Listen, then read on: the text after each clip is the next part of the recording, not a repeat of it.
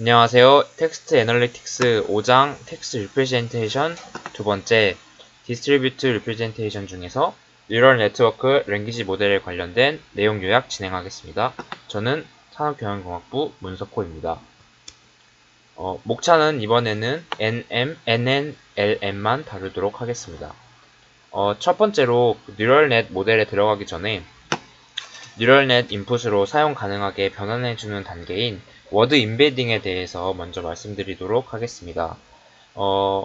기존의 그 단어나 문장 같은 경우에는 어떤 비정형 데이터로서 뉴럴넷이 학습할 수 있는 정량적 그 데이터가 아닙니다. 그래서 이 언어라는 특별한 그 데이터를 그 사용 가능한 그 벡터로 변환해 주는 것을 워드 임베딩이라고 합니다. 그래서 워드 임베딩을 사용하게 되면 어떤 특징이 있는데요.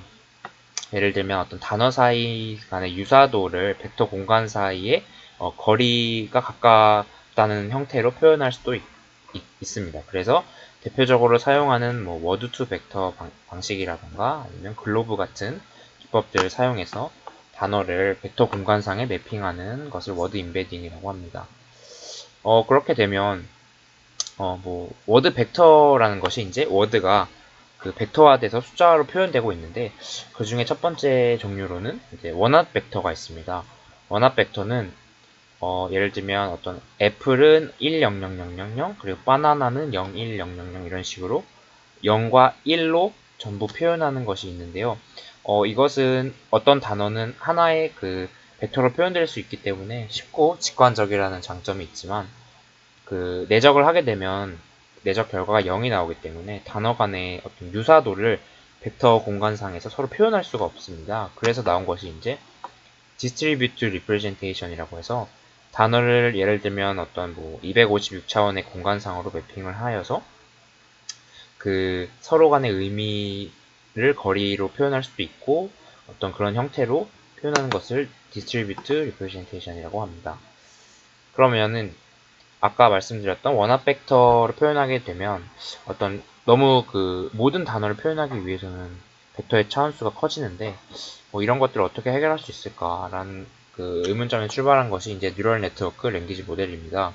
그래서 이제 뉴럴 네트워크 랭귀지 모델은 두 가지 목적을 가지고 있습니다. 첫 번째는 아까 말씀드렸던 피처 벡터 그러니까 임베딩된 벡터들이 어떤 방식으로 학습되는 것이 좋은가에 대한 목적이 하나가 있고요. 그리고 단어들을 시퀀스로 연결해서 단어들을 조합한 문장을 만들 때 어떤 문장이 가장 그럴듯한지 가장 확률이 높은 것은 어떤 것인지 이런 것들을 학습하게 됩니다. 그래서 기존 저번 주차에 배웠던 카운트 베이스드 랭귀지 모델과 비교를 해보면 우선 기존의 카운트 베이스드 랭귀지 모델은 이제 앞선 단어들을 가지고 현재 단어 그가 나올 확률을 예측한 형태인데요. 이것의 단점은 시퀀스가 이제 길어질수록 예를 들면 학습 데이터에 없던 그런 문장이 들어오면 이제 모델이 예측하기 힘들어지는 그런 문제가 있고요. 그리고 또한 뭐 엔그램 랭귀지 모델 같은 경우에는 마코브 어썸션을 사용해서 뭐 앞선 n개의 단어만을 가지고 그 카운트 베이스드 랭귀지 모델을 만드는 방법도 있습니다. 그래서 이와는 다르게 이제 뉴럴 네트워크로 사용해서 그 랭귀지 모델을 만들면 이제 워드 임베딩을 통해서 나온 그 벡터들을 그 앞에서는 앞선 몇 개의 단어를 사용했지만 이번에는 그렇게 하지 않고 앞선 몇 개의 임베딩된 그 벡터를 기반으로 그 다음에 어떤 그 단어가 나오는 것이 가장 그럴듯한지 이런 식으로 표현하는 것을 말합니다.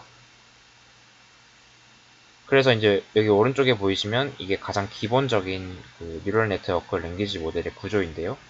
어, 그 룩업 테이블을 통해서 원하는 임베딩 벡터 중에 원하는 부분을 뽑아내고 그 뽑아낸 것을 가지고 히든 스페이스로 히든 그 레이어로 넘겨준 다음에 어, 그 마지막에 그 히든 레이어를 한 층만 쌓게 되고 마지막 최종 레이어에는 내가 원하는 어떤 단어들의 확률값을 뽑아주는 형태가 이 전체적인 그 모델의 프레임워크라고 할 수 있습니다. 그리고 여기 보이시는 뭐 실선이나 이런 점선은 직접 연결되어 있는지 뭐 옵셔널하게 연결되어 있는지 이런 것들을 의미해 줍니다. 그래서 뭐 한 줄로 요약하자면 그 이런 함수, 그러니까 여긴 W라고 써 있는 것은 기존에 이제 어떤 임베딩된 단어들을 가지고 어떻게 그 뒤에 앞선 여기선 W는 그냥 단어서 앞선 몇 개의 단어를 가지고 내가 지금 T번째 단어가 나올 확률을 알아보는 것입니다. 그래서 그 랭귀지 모델이기 때문에 제약 조건으로는 모든 단어들이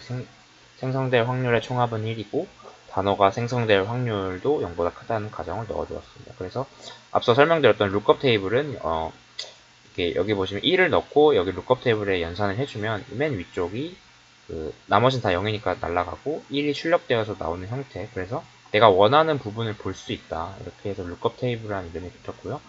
그래서 이제 워드 임베딩 된 그 값들을 실제 값들을 뽑아내고 그 뽑아낸 값들을 기준으로 모델에 인풋으로 넣어서 학습시키는 방법을 사용하고 있습니다. 그래서 랭귀지 모델은 크게 두 가지로 나눌 수 있는데요.